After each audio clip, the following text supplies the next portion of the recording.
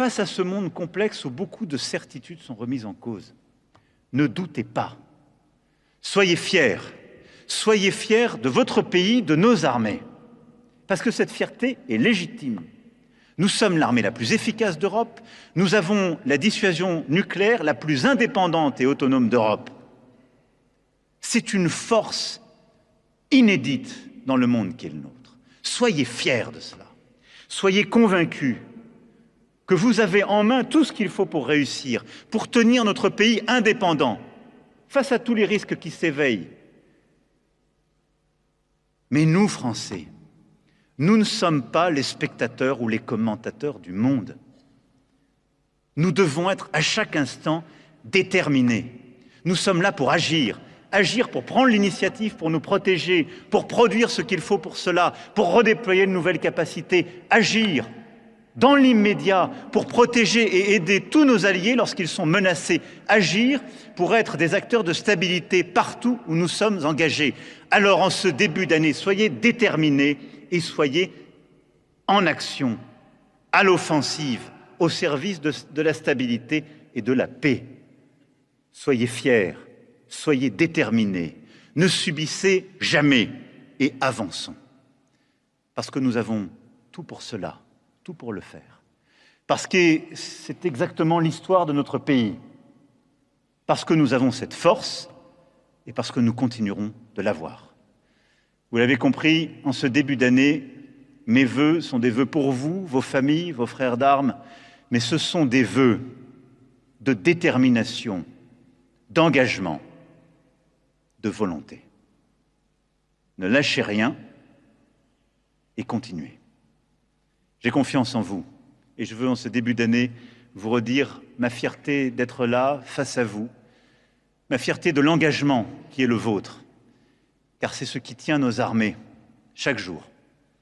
Et c'est aussi la dette de la nation à votre endroit. Soyez fiers, soyez là et avançons. Vive la République et vive la France.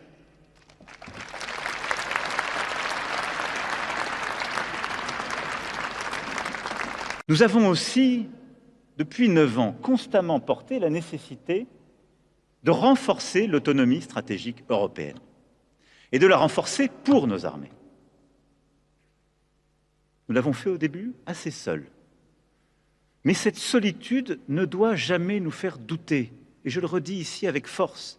Et regardez ce qui s'est passé ces dernières années. Tous ceux qui nous disaient « idée française, cette stratégie autonomique européenne » ou ce pilier européen de l'OTAN, se sont réveillés en février 2022 lors de la guerre d'agression russe lancée en Ukraine. Un mois plus tard, sous présidence française, lors du sommet de Versailles, l'autonomie stratégique européenne était consacrée dans une déclaration de l'Union européenne. 3 ans plus tard, mars 2025, un Conseil européen venait reconnaître l'engagement européen, le pilier européen de la défense, les financements décidés par l'Union européenne pour soutenir les efforts des armées européennes en ce sens. Ce qui était au début une conviction française face à l'évolution de la menace est devenu progressivement une évidence européenne.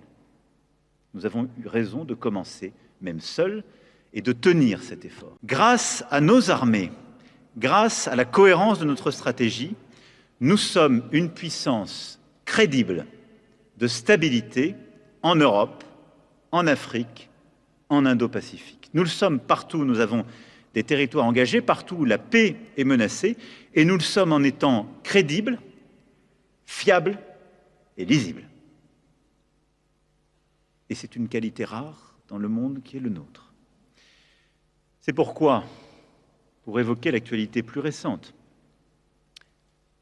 la France et les Européens doivent continuer, partout où leurs intérêts sont menacés, d'être là, sans escalade, mais intraitables sur le respect de la souveraineté territoriale. J'évoquais l'Ukraine. Au Groenland, territoire autonome du Royaume de Danemark, les Européens ont une responsabilité particulière, car ce territoire appartient à l'Union européenne, car ce territoire est aussi celui d'un de nos alliés de l'OTAN. La France a décidé de se joindre à l'exercice qui a été programmé et lancé par le Danemark de manière souveraine et indépendante dans le cadre d'Arctic Endurance. Une première équipe de militaires français est déjà sur place et sera renforcée dans les prochains jours par des moyens terrestres, aériens et maritimes.